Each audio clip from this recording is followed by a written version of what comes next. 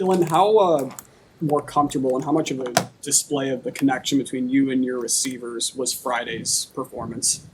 Yeah, it felt good to kind of hit the plays we missed early in the early games, but yeah, it's just going to keep going every week, and we had a great week to start, and so yeah, we're just keep working one better every day, and we'll see where it leads to us at the end of the season. Is that just something that takes time and getting used to each other? Yeah, it takes time, and just in the game, it's a little different from practice, but we practice it so much that we want it to become second nature, and I think we're getting to that point. How did you feel, Dylan, on Friday? Like you handled some of the post-snap reads that you needed to deal with that last game that were different from the previous games where they were disguising coverage?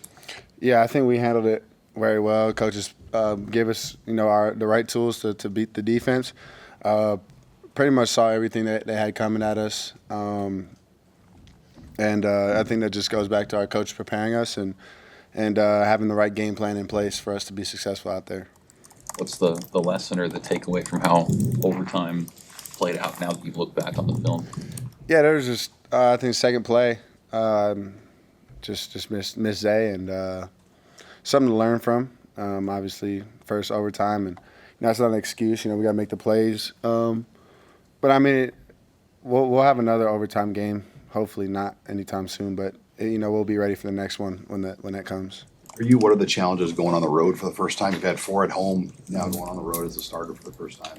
Yeah, I think nothing changes for us other than we'll be wearing white jerseys instead of red, and try to go out there and play our best football, and it'll just be in a different stadium. And I think everyone's excited to change scenery and be in a different state and a different stadium. So I think all the guys are excited, and we all get to be together on the road, which makes it even better. Obviously, it was unfortunate what happened to Turner, but how do you see Gunner, step into that role? Yeah, I think our whole program is built on the next man up, and Gunner's been learning from Turner and Teddy, even hurt, and still trying to get these guys right. And I'm very confident with what Gunner's doing, and he's been playing college football for a little while now, so there's no worries there. Coming off that first loss, what have you seen from the guys and their attitude when you got back to work this week?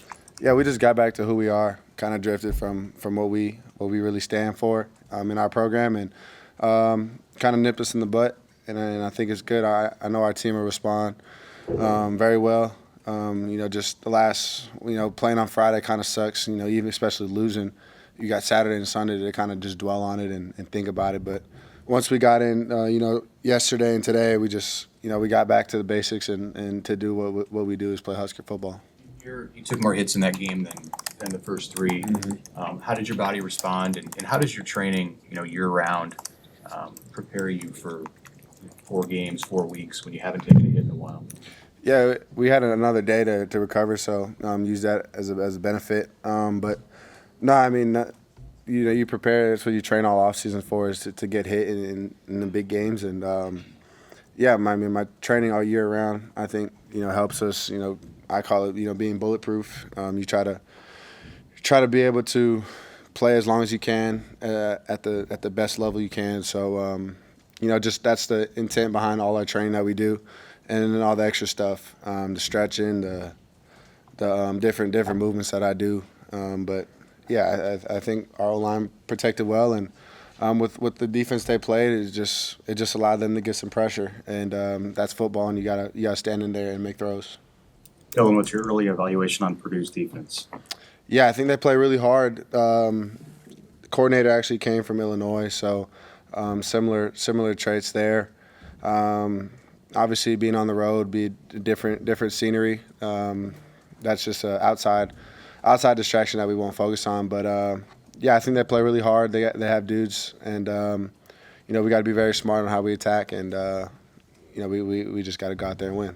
How do you prepare just for crowd noise, dealing with that? You kind of had the nice home crowd for that. I mean, what are the things you guys have done different this week? Yeah, it's fun. I was actually thinking the same thing, talking to Coach Rule. And our stadium's so loud that when we're on offense, it's pretty loud, to be honest. It's just we have really good fans. But I think, obviously cadence, we can we can switch that up if we need to.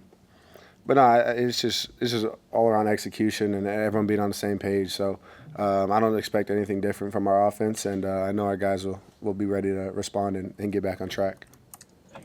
Hey, can you share a little bit about your approach on not always throwing the ball as hard as you can, on using touch and throwing receivers open, and how that part of your game has evolved? Yeah, I think there's a time and place of when you want to zip a ball and when you want to touch it. I guess it's kind of just a feel thing for me. Work on both types of throws. I mean, it's just an instinct that's been trained over and over again. Whether it's man coverage and you're throwing a guy away from coverage, or if it's zone and you have someone underneath, but you got to throw over him. So it's just things that you got to react to in the game right away. And I think Coach Thomas has done a great job of preparing all those scenarios for us. So when it happens in the game, we just react and play. Thanks. Thank you.